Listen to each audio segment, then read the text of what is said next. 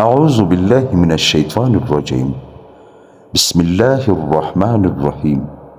دوستو، جان Daniyal YouTube channel کی طرف سے آپ سب کو خوش آمدید۔ دوستو، انبیاء علیہ السلام کے واقعات، صحابہ کرام کے واقعات، بزرگان دین کے واقعات اور ایسے بہت سے اسلامی واقعات دیکھنے کے لیے میرے چینل کو لائک کریں، سبسکرائب کریں اور اپنے دوستوں کے ساتھ شیئر کریں۔ دوستو، میرا آج کا واقعہ ہے شیخ عبد القادر جیلانی رحمۃ اللہ علیہ کی صحبت میں جن صحابی۔ حضرت شیخ عبد القادر جیلانی رحمۃ اللہ علیہ نے جب حج کیا تو آپ کے ساتھ ان کے مرید بھی چلے۔ یہ جب بھی کسی منزل پر اترتے ان کے پاس سفید کپڑے پہنے ایک جوان موجود ہوتا، مگر نہ تو وہ ان کے پاس کھاتا تھا نہ پیتا تھا۔ اور حضرت شیخ عبد القادر جیلانی رحمۃ اللہ علیہ نے اپنے مریدوں کو تاکید کر رکھی تھی کہ وہ اس سے بات چیت نہ کرے۔ چنانچہ جب یہ مکہ مکرمہ میں داخل ہوئے تو ایک گھر میں جا کر قیام کیا، لیکن جب یہ لوگ گھر سے نکلتے تھے تو وہ شخص داخل ہوتا تھا اور یہ داخل ہوتے تو وہ نکل جاتا تھا۔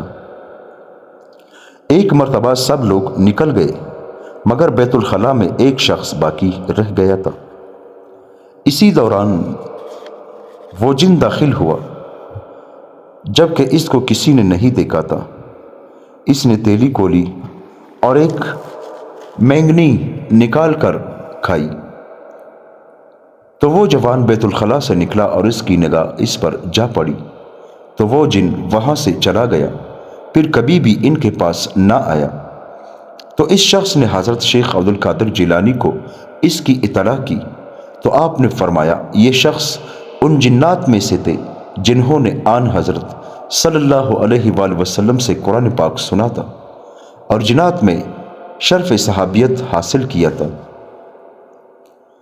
حضرت ابراہیم خواص رحمۃ اللہ علیہ فرماتے ہیں، ایک سال میں حج کے لیے گیا، راستے میں یکایک میرے دل میں خیال گزرا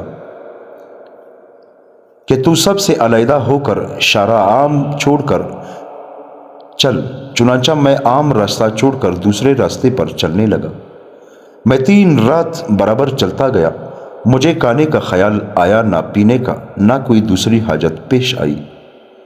آخرکار ایک ہرے بھرے جنگل میں گزر ہوا جہاں میوے دار درخت اور خوشبودار پھول تھے۔ وہاں ایک چھوٹا سا تالاب تھا۔ میں نے اپنے دل میں کہا، یہ تو جنت ہے۔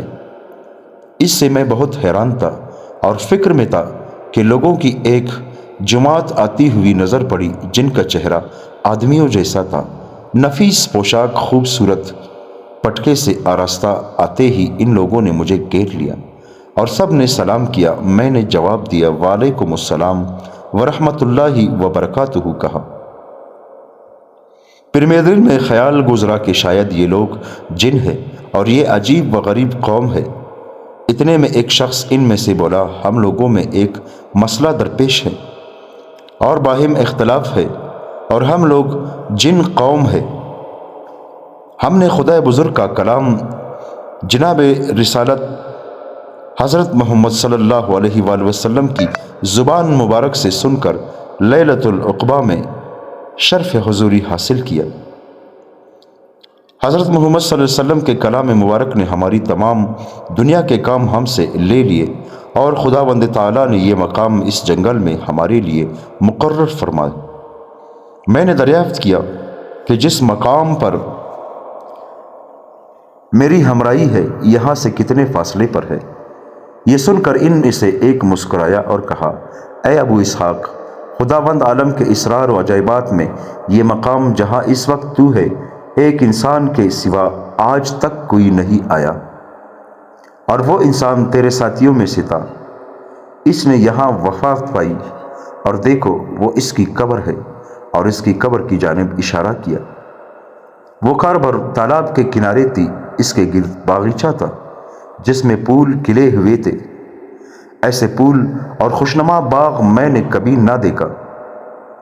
پھر اس جن نے کہا تیرے ساتھیوں اور تیرے درمیان اس قدر مہینوں یا برسوں کا فاصلہ ہے، خدا جانے ابراہیم نے کیا ذکر کیا، مہینے کہے یا سال۔ ابراہیم کہتے ہیں میں نے ان جنوں سے کہا اس جوان کا کچھ حال بیان کرو۔ ایک ان میں سے بولا ہم یہاں تالاب کے کنارے بیٹھے ہوئے محبت کا ذکر کر رہے تھے، اس میں گفتگو ہو رہی تھی کہ اچانک ایک شخص پہنچا اور ہمیں سلام کیا۔ ہم نے جواب دیا اور دریافت کیا کہاں سے آتے ہو؟ کہا نشاپور سے۔ ہم نے کہا کب چلے تھے؟ کہا 7 دن ہوئے۔ پھر ہم نے کہا گھر سے نکلنے کی وجہ؟ کہا میں نے خدا کا یہ کلام انیبوا الی ربکم، یعنی اللہ کی طرف رجوع کرو اور اس کے فرما بردار ہو جاؤ قبل اس کے کہ تم پر عذاب آئے، پھر تمہاری مدد نہ ہوگی۔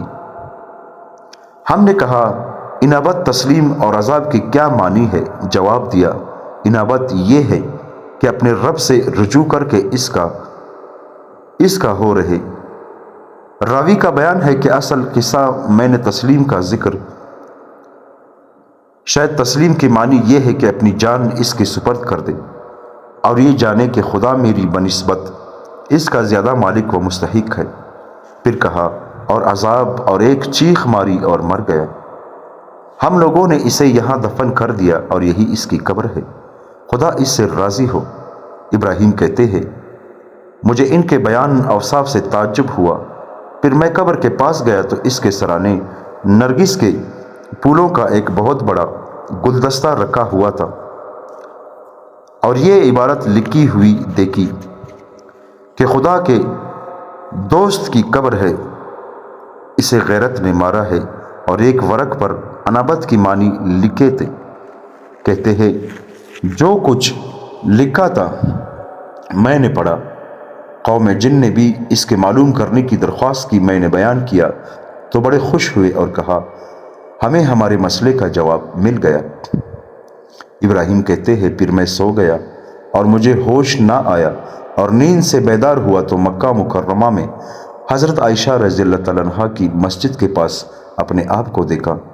میرے پاس پھولوں کی پگڑیاں تھی جن کی خوشبو سال بھر تک رہی، پھر وہ خود بخود گم ہوئے۔ دوستو، اللہ تعالیٰ ہم سب کو ان باتوں پر عمل کرنے کی توفیق عطا فرمائے۔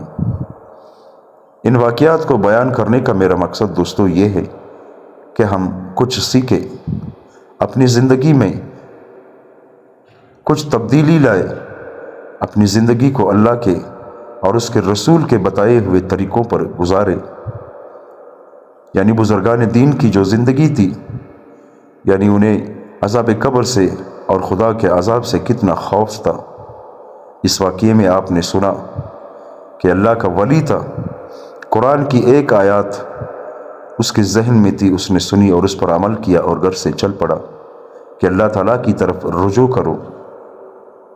اگر تم اللہ کی طرف رجوع نہیں کرتے تو جب تم پر عذاب آئے گا تو پھر اللہ آپ کی بھی نہیں سنے گا۔